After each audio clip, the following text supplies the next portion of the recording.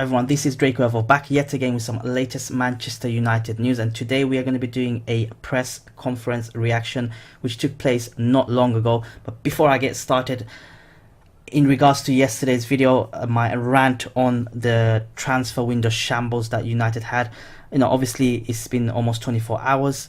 I've had what I had to say, is off my chest now, and just want to point out a few things before I get into Ole Gunnar Solskjaer's press conference. There's been some few comments or few messages to me in regards to that video. Just want to clear some things out. So if you guys, for those of you who watched it, if you guys watched the whole video, there's two glaring things that I've mentioned that has kind of brought up some discussions, you could say. First one, I mentioned that this transfer window was a shambles, with all those in the knows, the Twitter feeds, forums, loads of fans, pockets of fans, and these are small fans, like 1% of the 99% of the fans, saying that this window was a success. I've questioned that because it wasn't a success. Yes, we've addressed our issues with the right back and centre back, but we never addressed Fellaini, we never addressed Herrera, we never addressed Lukaku, and we needed an extra central midfielder. So that was my frustration around the transfer window. I did say it in the video that not everyone in that boat, by the way. It's just a few percent of the fans of Manchester United coming out and saying they are okay going into the new season with the squad we have. No, it's not okay. Just want to clear that. It's those 1% of those fans, when the rest of guys like myself, 99%, are not logically not happy with the transfer window.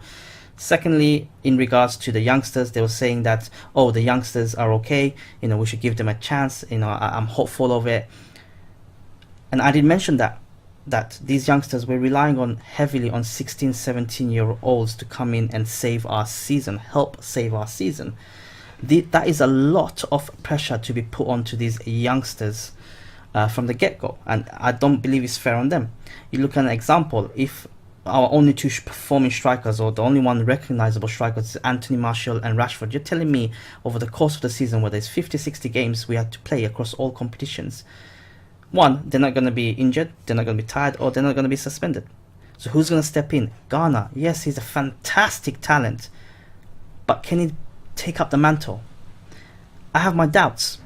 There's a lot of pressure to be put onto a 17-year-old. And the same goes with Angel Gomez, Tai Chong. These are players coming into the first team, a shambolic first team, I must say, pretty much a shambolic first team in my opinion. Not all positions, of course. Not all positions, of course. To come in and perform consistently and lift the team, they're basically going to be learning on the job. They are going to be learning on the job.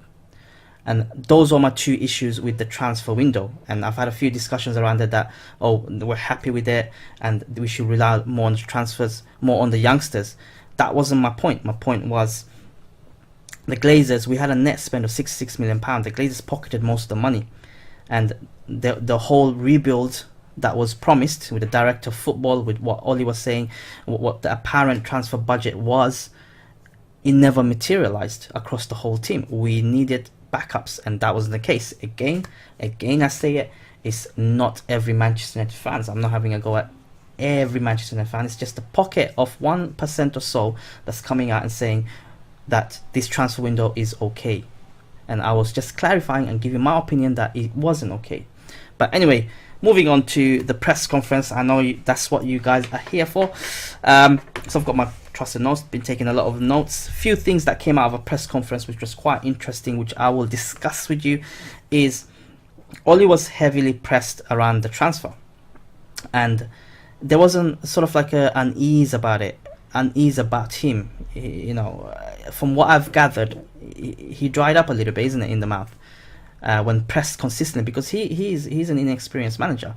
So one of the first questions, which was asked by one of the journalists, is there are frustration amongst the fans. They expected more from this transfer window. The answer that he gave was a very diplomatic answer, I believe. He said that that's not the feeling in the club and not feeling amongst the fans that I met.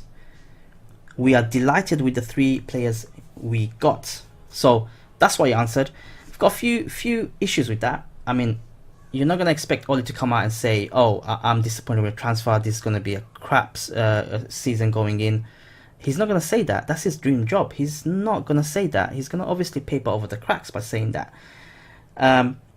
That is not the feeling in the club, and not the feeling in the fans that I met amongst the fans that I met.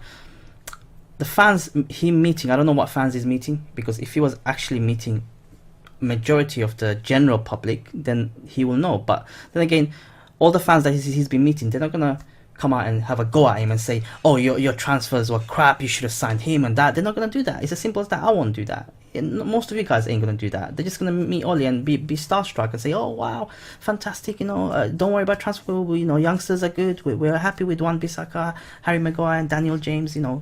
That's the type of fans he's probably meeting, and that's the reality of it, in my opinion. That's the answer that he gave. Now, the second question, one of the questions, which is the second point I want to talk about, is a very interesting question that he was asked. And one of the journalists said, net spend was £66 million, Ole. I thought it was more than that, but £66 million, Ole. Is there money to be spent to meet the ambitions of you and everyone else? He answered that this is not a quick fix. It's about right players, right attitude. If there's doubt there shouldn't be doubt there. Money is there for the right players. He contradicted himself a lot, isn't it? Going back, not long back, he did say that if players are sold, then they will need to be replaced. Hasn't happened. We're looking at Herrera, Fellaini, and Lukaku. And he did say there are no quick fixes. That's true. That's correct. There is no quick fix. But the transfer window, the squad that we have now, there are no quick fixes. You look at the squad beyond our 11. Our 11 is average anyway as an overall package. Beyond that, we just got youngsters. Yes, I hope we do well. I want us to do well. I want us to go into season and get the top 4. I can't believe it. Challenge for some titles. But you're telling me, Ole, that in the whole of the world there wasn't a midfielder available who had the right attitude in the whole of the world. Is that what you're saying, Ole? And that's the part where he was a bit nervous or uneasy and uncomfortable. You can see it, you can sense it in his voice that he was uncomfortable answering that question, but he made a very diplomatic effort. There is no doubt there, money is there for the right players. So money is there for the right players. You look at clubs like Arsenal, Everton, they've spent. Look at Tierney. Look, £25 million. Good left back. Arsenal got him on the deadline day. You look at Tielemans. These are the right players. Bruno Fernandes, another one, is the right place. Fair enough, Dybala, we dodged the bullet. Fair enough. Fair play. I hold my hands up to that. But you're telling me in the whole of the world, there is not a single... If there was money to be spent, there is not a single player with the right attitude that fits your vision. Don't think that's true. He's not going to obviously come out and say, oh, we messed up the transfer. He's probably had priority targets and it never materialized. We went to negotiations, it never happened because we were penny pinching. Well, Ed Woodward was penny pinching. So it was a great answer. And eventually we ended up with £66 million net spend, which can go down even lower because I'm expecting Darmian to be sold and Rojo to be sold because the European market is still open for another 2 weeks. Another question he was asked was, how does it feel to play against Lampard as both managers now? In which he answered he's glad that Lampard is not on the pitch as he will be scoring a lot of goals. That's quite interesting because it's the first time these two are meeting. They met previously as players, but now they're as managers. Lampard is inexperienced, much like Ole as well. Chelsea didn't have any transfer window. Ole did. So it'll be quite interesting to see how we set up against Chelsea and how Chelsea set up against us. But it'll be quite interesting match.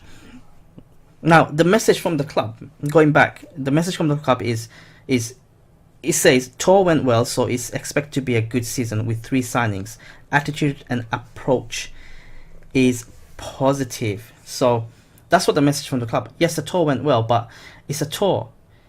We should have strengthened. We didn't strengthen, and it was frustrating to see. It took a long time to get certain deals out the window.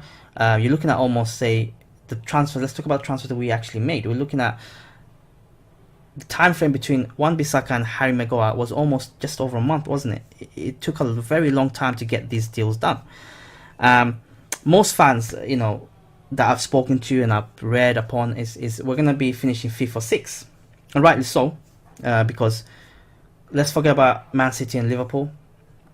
Tottenham has strengthened, definitely had a fantastic window. Arsenal has strengthened. They have a better squad than us and then a more experienced manager than us. So 5th and 6th is between probably Chelsea, us, Wolves might be in there. I wouldn't be surprised if Wolves push us all the way. They're a fantastic team. So the club is trying to say that, we're optimistic going into the season. What you're trying to say is that we're happy with top 4 because the fans think we're going to finish 5th or 6th. So suddenly we got top 4. It's a success. It shouldn't be the case. This is not the United I grew up with. These owners have literally taken the soul out of the club. They've taken money out of the club. They haven't invested where they needed to invest. You're looking at last season, again around £70 million spent. And we talk about this massive rebuild. It hasn't happened. For me, the trust is gone in these current players because Ole did come out and say that after the Everton defeat or whatever, that he'll be successful here. Most of these players will not be successful here. They're not going to be here. The only player that was sold from that squad is Lukaku. You still got the same players as last season. The same players that let us and the club down week in, week out almost. They are still in the club. Look at Sanchez still in the club. Look at Matic is still in the club. Pogba, he's our best player. He should be at the club. It would be a crime to sell him now. But he hasn't been a great success himself.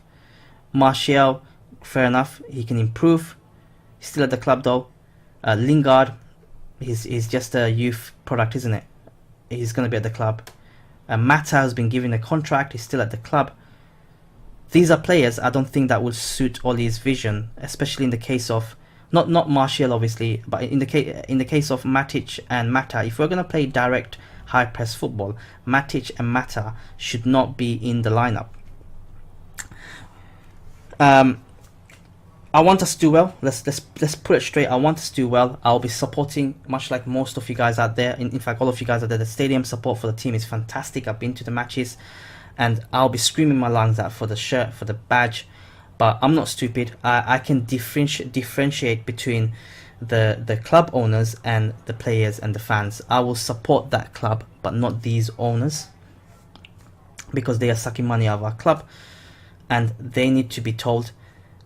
The frustration should not be aimed at Ole Gunnar Solskjaer. He's just been played, I reckon. With his inexperience, you got a dream job, here you go, here's £50 million, you're happy. He's just been played, and obviously he's not going to come out and say that. But I think this time the frustration should be at the board. We need to make our voices heard at the board. The dream is for them to sell us and move on, and we get better owners or give it back to the people. That's the dream, but that's very slim dream. Or the fact that I think they're not spending much because they might eventually end up selling us. That's what I feel. That's the frustration that I have. And again, with the 1% out there that's back in the window and back in the youngsters, I respect your decision, but I don't feel that it's the right way to go on about it, because that's mediocre. We should be aiming higher. We should not be saying, oh, let's battle for top 4. We're not even going to be battling for top 4. I hope I'm wrong. And the season started. I want to get up, excited. I am excited. Cannot wait for Chelsea match. But I am a bit apprehensive. I reckon we will have like good 2-3 months. But in my head, I'll think, oh my god, we can drop off at any time because we still got the same players. So let's hope that doesn't happen. Let's hope we have a good start. I reckon we'll have a good start. Watch out for my match preview that's coming up tomorrow for the Manchester United Chelsea match. But this is pretty much the Ole Gunnar Solskjaer's press conference, and this is my reaction and my opinions around it. And let me know your thoughts in the comments below, guys. Get involved. Loving the interactions, loving all the discussions that's happening in my channel, loving meeting all these new United fans, new fans of the club that's coming into my channel. And it's been fantastic. And let's hope we have a great season. And let's get behind Ole and the team.